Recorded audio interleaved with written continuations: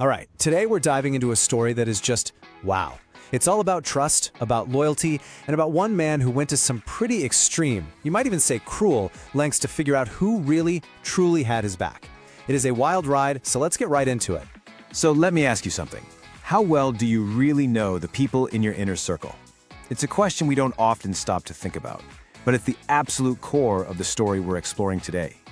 We're going to meet a guy who, on paper, had everything you could possibly want, but he just couldn't shake this nagging feeling, this doubt that it was all built on a shaky foundation.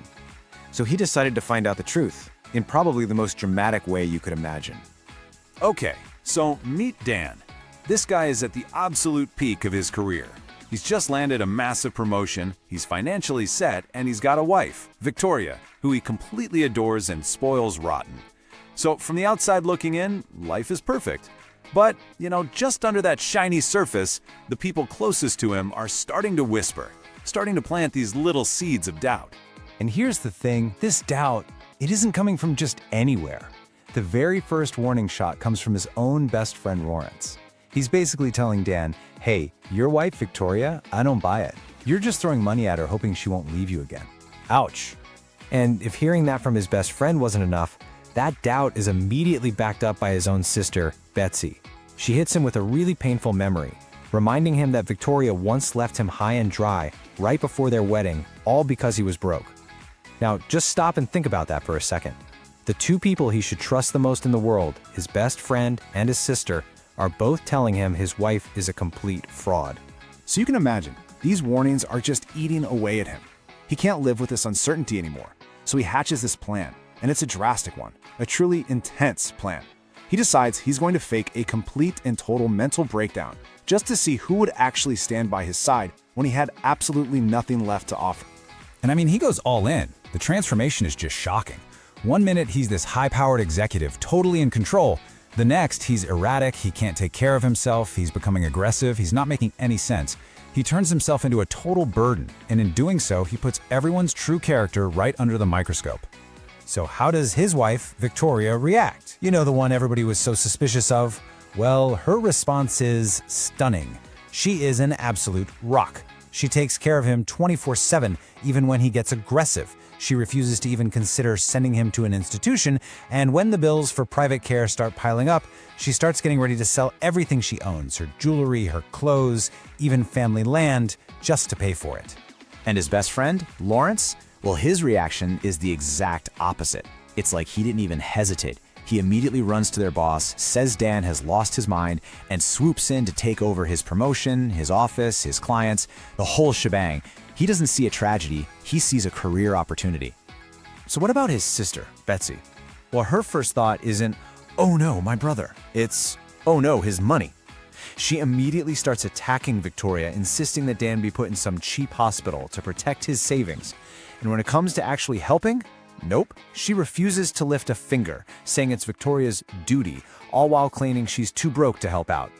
Now, picture this chaos. This is the new reality for weeks. You've got Victoria sacrificing everything she has, while Lawrence and Betsy are just showing their true greedy colors. And then, just as suddenly as it all started, Dan decides the test is over, and the truth comes crashing down on everyone. He gets them all together in the living room. His loving wife, his backstabbing sister, and his so-called best friend. They're all there, probably thinking he's finally had a breakthrough, that he's getting better. They have absolutely no idea what is about to hit them. And then he just drops it. 4 simple words. I was never ill. And boom, the whole performance is exposed. He calmly explains that he faked everything, the breakdown, the aggression, the helplessness. It was all a very calculated, very elaborate act to find out who truly loved him. And you gotta get this. This wasn't some moment of madness. Oh no. There was a method to it. His goal was simple. Test their love. His method? Incredibly extreme. Fake a complete crisis. And the result? Well, it was undeniable. It ripped the masks off of everyone around him. So yeah, it's a crazy story. But it's also more than that. It's like this intense social experiment with some really powerful takeaways about loyalty, about love, and honestly, about human nature itself. So let's break down what we can actually learn from all this. When the dust finally settles, here's the final scorecard, and it's crystal clear. Victoria, the wife everyone doubted, proved her love was absolutely unconditional. Lawrence, the best friend, showed his true colors, pure betrayal and greed. And Betsy, his own sister, revealed nothing but selfishness and maybe even a little resentment. The test was a painful, painful success. So what's the first big takeaway here? It's pretty simple, really. It's easy to say I love you. It's easy to be a friend when life is good and everything's comfortable. But real character, true loyalty, that stuff isn't revealed when things are easy. It's forged in a crisis. Hardship shows you who runs to you, not who runs away. And that leads right into the second lesson. Talk is cheap. Lawrence and Betsy talked a good game. They expressed concern. But Victoria, she didn't just talk, she acted. She demonstrated her love. She was literally willing to sell her past and her future for him. Her actions were the proof. Their words were just noise. And the last lesson here, this one's a huge red flag to watch out for in your own life. Just notice the pattern with Lawrence and Betsy. What was their immediate focus? It wasn't Dan's health, it was his stuff. His job, his money, his assets.